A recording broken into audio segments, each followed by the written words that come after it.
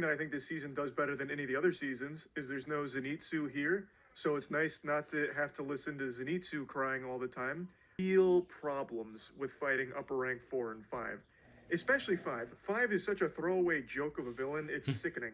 Upper rank 5 is amazing. You can watch all my previous Moist Meters on seasons 1 and 2, as well as the Demon Slayer movie if you want to hear a 28-year-old man gush. I just think the show has been spectacular, and it's a series that's been most known for its animation. Just really set the bar on high quality, breathtaking animation, just amazing visuals during action sequences in particular. Watching a fight in Demon Slayer feels as good as having sex, but for your eyes. And now season 3 of Demon Slayer just wrapped up, so it's Moist Meter time. And this is going to ruffle feathers, but honesty is the best policy. I think this is the weakest season of Demon Slayer. Really? I really think that it was a big step down for this. I thought last season was the weakest. I thought this one was good.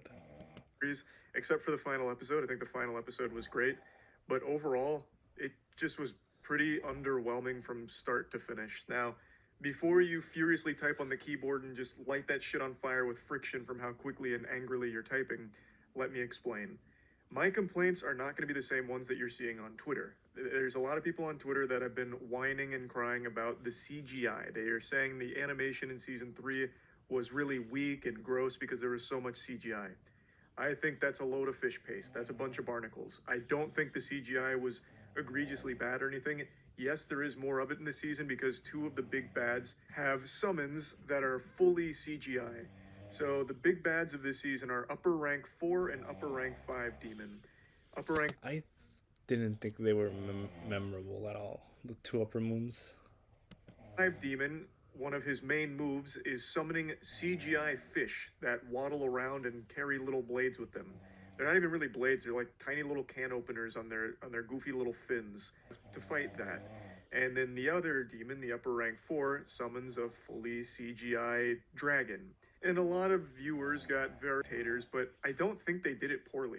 Like, I don't overall think the animation in season 3 was bad, like a lot of people are saying it is. I think that's a silly argument to make. It is still absolutely beautiful. The fights were still amazing. I think the weakest part of season 3, what I really didn't like about it, is the 2 villains. Upper rank 4 and upper rank 5, both of them just weren't very interesting. They weren't fleshed out at all.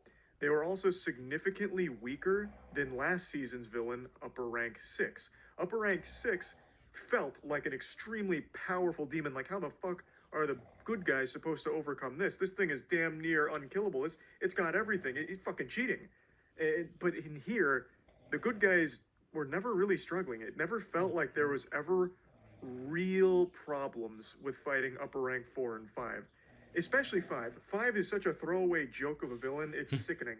Upper rank 5 is a demon that basically just teleports around in vases. Like, he's a vase collector, and he summons fish out of them. He can suck people into vases. He can use attacks through vases. But he fights the Mist Hashira.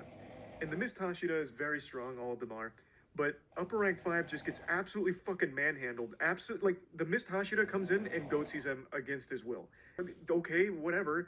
And then he just regains his memories. I won't spoil how he gets out or anything. But then he kills him in like 20 seconds. Like, he barely even breaks a sweat. Upper rank 5's like, damn, you're not taking this seriously, are you? Well, you're about to have to start. And then he instantly dies. Like, it's just such a throwaway. And that was one of the big bads.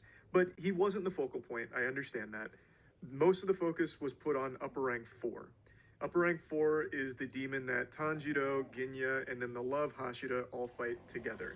As well as Nezuko, of course. She's always ready to throw hands with the demons here. And he's better, but still seems like such a drastic decline in power from upper rank 6 in last season. Yeah. There is no point throughout the entire fight with upper rank 4 that I ever felt like, oh man, how are they going to beat him? This is getting real dicey. Holy shit, I got the whole seat, but I'm only using the edge right now. This is intense. This is crazy.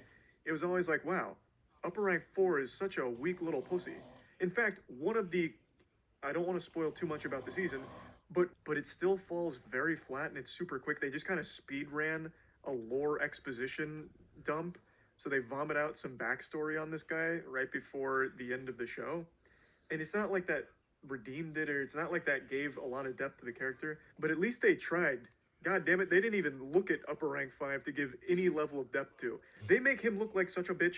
Like, there's a scene where after he's trapped the Mist Hashira in the bubble, he's, so blown away by the focus on a swordsmith that's honing a blade. He's like, wow, he's so focused, he doesn't even realize I'm here.